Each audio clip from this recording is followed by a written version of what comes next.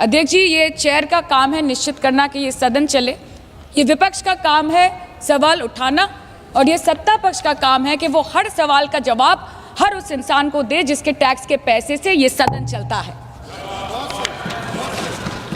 परंतु ये बोलते हुए मुझे खेद है कि सरकार ने इस देश के पॉलिसी मेकिंग प्लेटफॉर्म को अपना एडवर्टाइजमेंट पोर्टल बना दिया है। And they are manipulating this honourable chair to silence the opposition and this august house to blow their own whistle, and they are trying to murder parliamentary democracy by rendering institutions toothless. Sir, CAG reports बनना बंद हो गई है. The number of CAG reports tabled in Parliament has reduced from 53 in 2015 to merely 18 reports in 2023. Public Accounts Committee का काम क्या है sir? अगर रिपोर्ट्स ही नहीं बनेंगी, टेबल्ड ही नहीं होगी, तो पब्लिक अकाउंट्स कमेटी में जाएंगे कैसे, स्क्रूटिनी भी कैसे होगी? How will the Parliament and the people of this country know about the irregularities, the wasteful spendings, inefficient contract management and substandard project implementation taking place in this country every day in each department? You have completely eliminated the concept of transparency and accountability. The BJP government merged the 92-year-old independent railway budget with the union budget 2017.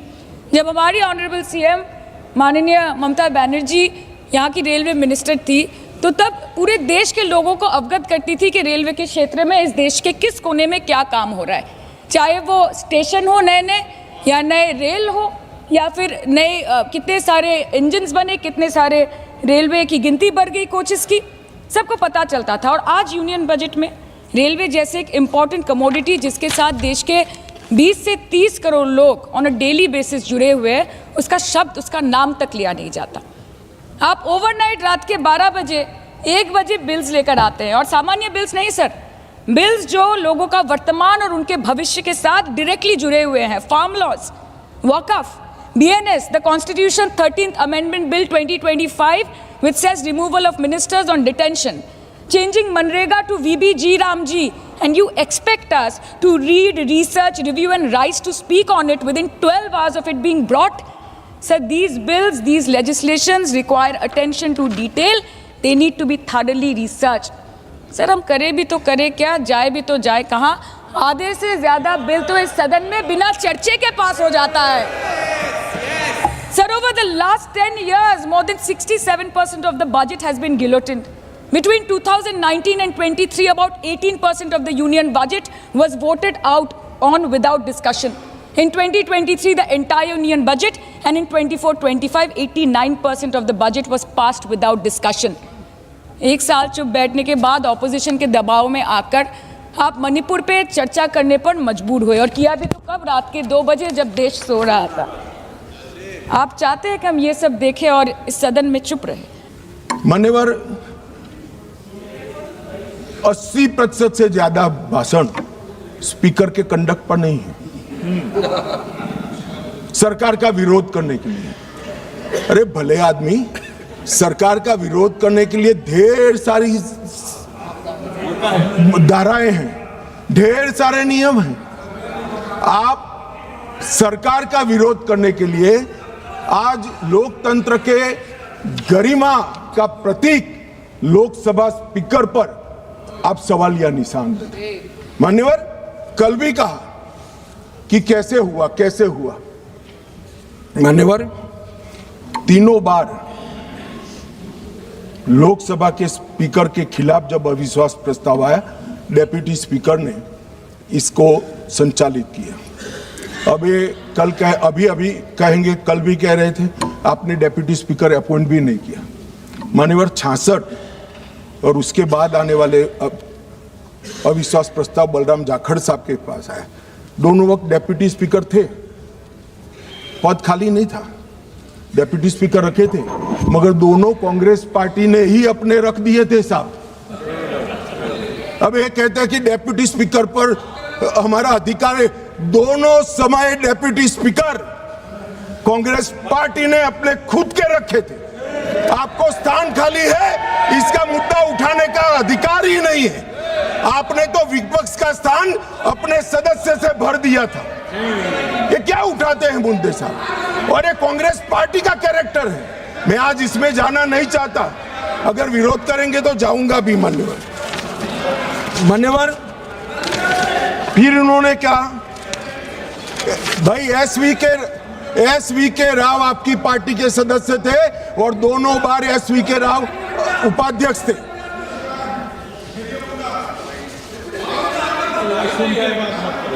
भैया 54 एक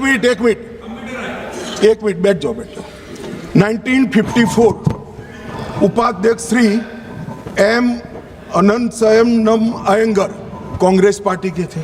1966 SV के राव उपाध्यक्ष, वो भी Congress party के थे। आप तो विपक्ष को इसका भी, हमने तो कम से कम खाली रखा है आपके लिए, आपने तो खाली भी नहीं रखा, सत्ताधारी पार्टी से ही भर दिया। मान्यवर हमें परंपराएं सिखाते हैं।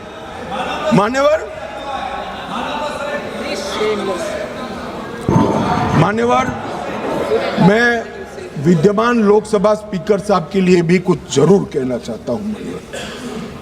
16वीं लोकसभा में 331 बैठकें थी, 17वीं लोकसभा में 274 और 25 तक 103 बैठकें हुई। 25 में बजट सत्र जो था 118% उत्पादकता वाला हुआ। इंदिरा गांधी जी के समय से अब तक एवरेज उत्पादकता 16वीं लोकसभा की 91%, 17वीं की 91% और 18वीं की इतने डिस्टर्बेंस के बावजूद भी 91% रही है। मैक्सिमम स्पीकर साहब के कार्यकाल के अंदर एक हुआ है।